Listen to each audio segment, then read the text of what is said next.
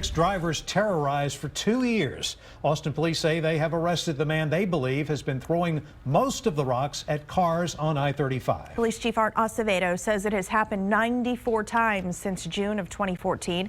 After throwing the rocks, police say Johnson would often return to the scene and call 911, acting like a good Samaritan who cared.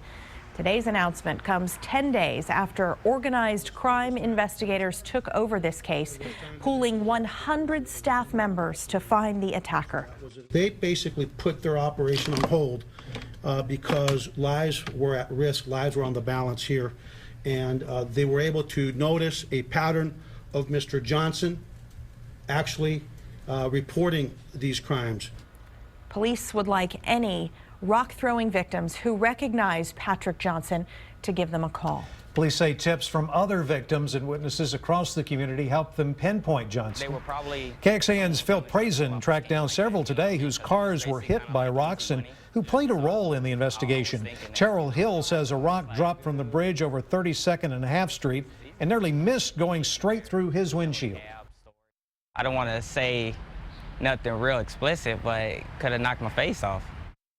The arrest warrant for Pat Johnson connects him directly with one report on I-35 and 51st Street, and it indicates he confessed to incidents at 2 other locations, I-35 near Capitol Plaza and Highway 71 just east of I-35. And Shannon, because this is someone we know, he calls and emails the KXAN newsroom often with news tips, and we search through our own files. That's right. We spent a good chunk of the day sifting through our own newsroom email, and we realized Johnson reported other incidents to us in different locations as if he were trying to help solve this case.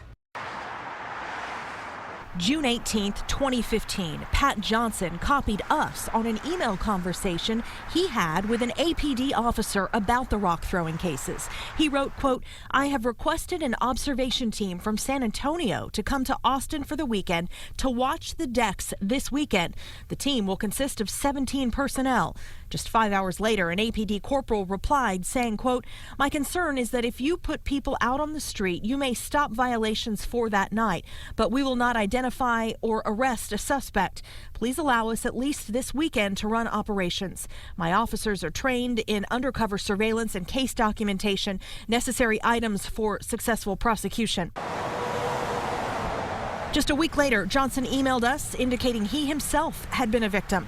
Around 4:30 a.m. on the week of the 17th, he said he was driving southbound in the right lane of the lower deck when he passed under and heard a loud bang on the right side of his windshield. He said he looked in the rearview mirror and saw a suspect standing in the center of the 38th Street Bridge. He said his windshield had been broken and he reported the incident to APD.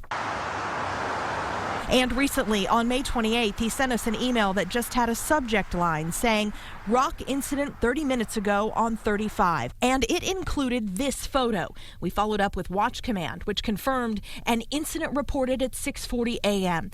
Pat then called the newsroom to tell us it was at I-35 and Cesar Chavez. He claimed he was driving behind them when it happened.